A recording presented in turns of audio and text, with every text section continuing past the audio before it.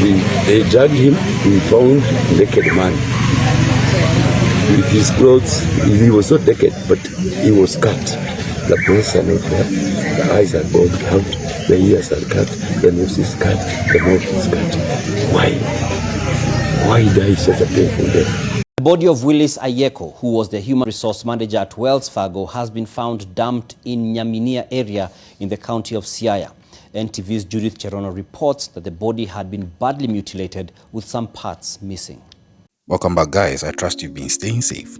Today's true crime story is coming to you from the Eastern Africa country of Kenya, specifically from its capital town, Nairobi. And it is a devastating one because as of the time of producing this video, the HR or the human resource manager at Wells Fargo within that country by name Willis Ayieko, who had earlier on gone missing as at the 18th of October 2024, has unfortunately been found unalived in the Siaya County within that country. Now, someone would have been saying that, okay, maybe he passed on due to natural causes, but no, this is not the case, because when he was found, he had been handcuffed and he was discovered near a stream, and certain parts of his face had been mutilated. Specifically, it's alleged his eyes, his nose, and his mouth had been allegedly mutilated. And it's almost as if to pass on a message that see no evil, smell no evil, and say no evil. That is my suspicion though. Now, Willis Ayieko, the former HR manager of Wells Fargo, was last seen attending a funeral in a county called Gem as of last week Friday, before he would later be seen setting out for his home in a town called Kakamega, where he was scheduled to attend a family function the following day. Now, this would have seemed like a normal trend, but then when he failed to arrive home, his family raised the alarm because they had fears that he had probably been attacked on the journey. Now, the police commander also confirmed the discovery of the remains of Willis by also confirming that they received a call from members of the public who actually alerted them that they had found the remains of a person near a stream. And the police duly confirmed upon arrival that this was actually the remains of Willis Ayieko. Now, there are other mysteries to the circumstances surrounding his passing, because he was last seen in his vehicle, that is a Ford Ranger double cabin pickup. Now, this vehicle, after he had passed on and had been found in that mysterious circumstance, was also found abandoned at a fuel station in Sabatia, which is miles from where his remains were located.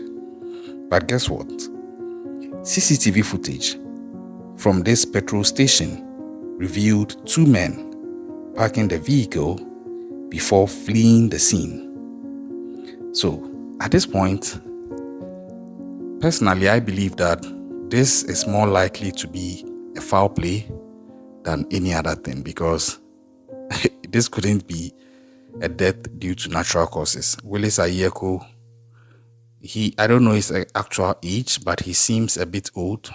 I would say he might be in his mid-40s or maybe early 50s, I don't know. But then, the circumstances under which he was found can be nowhere near him passing on due to natural causes. Not to talk of his vehicle being driven by two men who are seen on CCTV abandoning it at a fuel station. It smells of foul play. And I'm hoping that the police are going to expedite investigations into this, because there could be several reasons why this guy will be targeted, given the fact that he has the position of an HR in such a huge global company like Wells Fargo. Now, that's also not to say that this could be professionally motivated if it's foul play. But here are my 2 cents. First of all, looking at the manner in which Willis Ayieko was found, I would say that it goes more in line with a possible foul play. I believe somebody or some people targeted this guy and ambushed him somewhere on the road after he left for his family home. And the rest is history. But as to the motive of these people, if what I'm suspecting is true, as to the motive of these people, I think the motive could be based on any other thing, which might also be possibly professionally motivated. Because being an HR manager or an HR director, this guy deals with several people who may also be staff of the company. Now, you don't know these people from anywhere, they just come to work. You don't know their backgrounds, you don't know their temperaments, how they handle things. So, in the performance of your normal professional duty, somebody may mistake an action you'd make as you stepping on their toes. And when that happens, I tell you, people react and retaliate in different ways. So this could be one of them, possibly, if it is a professionally motivated retaliation or activity. But honestly, I don't think that is more likely. I think that is the less likely of the possibilities, because anybody who works in a company as an employee wouldn't probably go to the extent this has gone to. And definitely it's obvious this is not done by one person, because we already have a CCTV footage of 2 men driving his car. So let's keep that possibility at the bottom of the list. Investigations are ongoing. I'm just trying to put in my 2 cents as to the possible causes of this. Now, the second one could be he being targeted due to the life of affluence that he had come to be known for due to the wealth he had.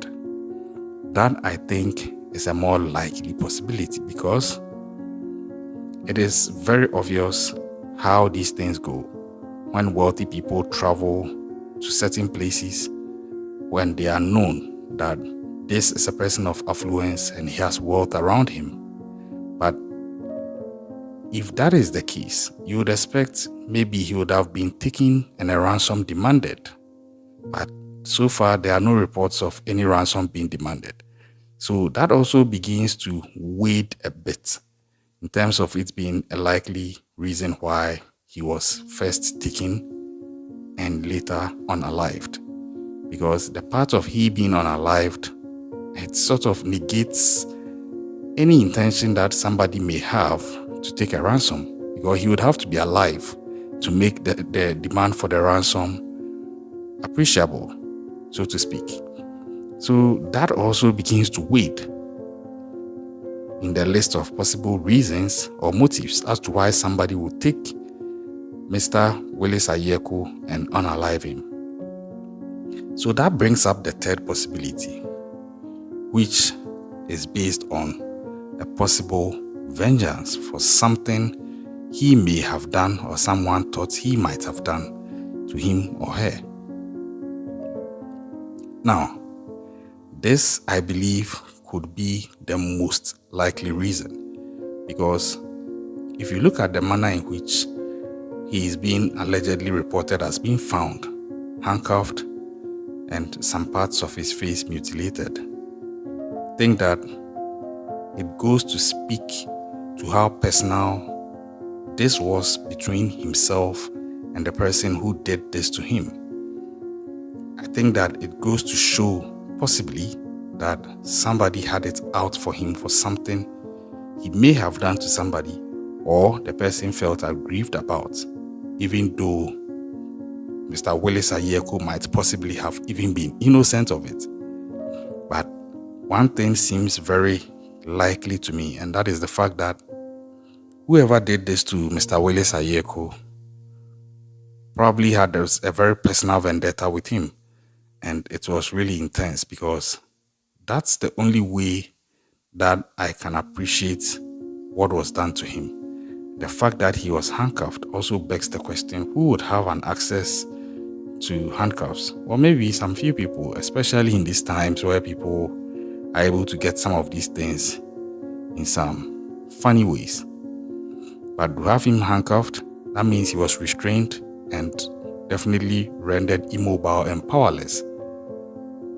So I don't know if he was tortured and interrogated on something before they did what they did. But it's obvious that this was not a death due to natural causes. And I am really expecting that the police will solve this case within the shortest possible time and bring all culprits to book, because this has to be sorted out so we know where to situate the case. I'm sure Wells Fargo in themselves as an international brand would also be a bit anxious because he is their HR manager. Until they know the exact motive behind what was done to him, well, I would suggest they don't rule out the possibility that it could have a professional motivation. Although it's a very minute possibility, but I'm sure they would sleep better when the case is solved and they realize that there are no elements within their organization that had any form of link to what has happened. And I pray it is so, because it's something else. My heart goes out to the family of Mr. Willis Ayieko and his loved ones. And I'm really admonishing that the police fast track this one, because, when it happens like this, we all commiserate with the family. But I tell you, it is not the same as the family members who are going through it. The pain that they feel is something else. And my heart goes out to them.